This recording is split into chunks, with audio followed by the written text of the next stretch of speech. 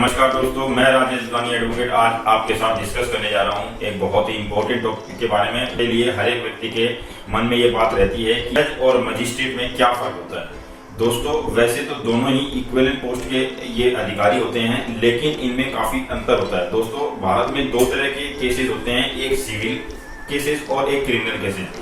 जो civil cases यानी व्यवहार मामले, यानी जिसको उर्दू में दीवानी मुकदमे भी कहते हैं, और उसी तरह से क्रिमिनल केसेस यानी दांडिक केसेस, दांडिक और उसको फौजदारी केसेस के रूप में भी हम जानते हैं। दोस्तों, जो सिविल जज होते हैं वो आपके राइट्स, कॉम्पनसेशन, डैमेजेस से रिलेटेड यानी प्रॉपर्टी, प्राइवेट लाइफ और आपकी मनी से रिलेटेड जो भी केसेस होते हैं उनमें डील करते हैं। और जो मजिस्ट्रेट होते हैं वो दोस्तों किसी भी तरह की पनिशमेंट से रिलेटेड जो केस हैं, जो आपराधिक मामले हैं, उनमें डील करते हैं।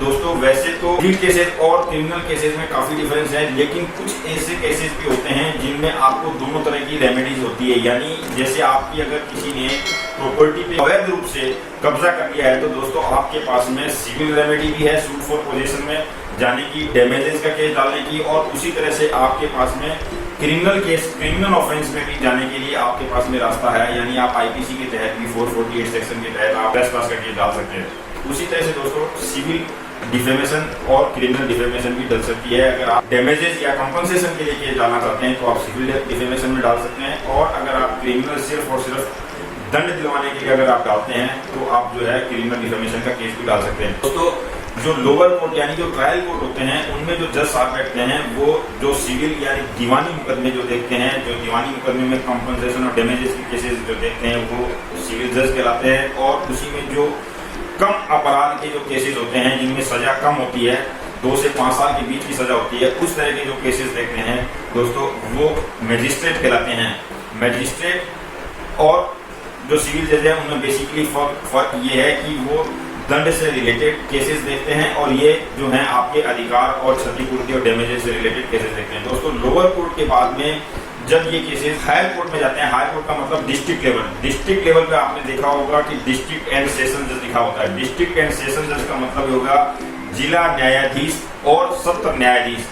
जो जिला न्यायाधीश होते हैं दोस्तों वो सिविल केसेस से जो रिलेटेड हैं, जो अपील हैं या ओरिजिनल जो नए फ्रेश केस डाले जाते हैं उनको देखते हैं, उनमें भी वही कंपनसेशन और डैमेजेस से रिलेटेड केसेस होते हैं। और सत्र न्यायाधीश यानी सेशंस कोर्ट वो क्रिमिनल से रिलेटेड जो भी अपील हैं या फिर जो 5 साल से ऊपर के जो क्रिमिनल अपराध वाले केस हैं उनको वो जो है सेशंस कोर्ट देखती है, यानी सत्र न्यायाधीश। इस केस में आप देखेंगे कि दोनों को ही न्यायाधीश के रूप में जाना जाता है, यानी वो जिला न्यायाधीश कहलाते हैं, और जो क्रिमिनल केसेस देखते हैं वो सत्र न्यायाधीश होते हैं। और इसके बाद में दोस्तों जब ये केसेस हाई कोर्ट और सुप्रीम कोर्ट में आते हैं तो दोस्तों फिर वहां पे न्यायाधीश से न्यायमूर्ति बन जाते हैं, यानी जस्टिस हो जाते हैं। उनका जो दिया हुआ है जो ऑर्डर है वो फाइनल यानी वो कानून बन जाता है, और वो न्यायमूर्ति कहलाते हैं, उनका जस्टिस के नाम से जाना जाता है। एक महत्वपूर्ण बात और बताना चाहूंगा दोस्तों कि आप जब कोई सिविल केस डालते हैं, दीवानी मुकदमा डालते हैं, तो दोस्तों केस के मुकदमे के अंत में या तो उस केस में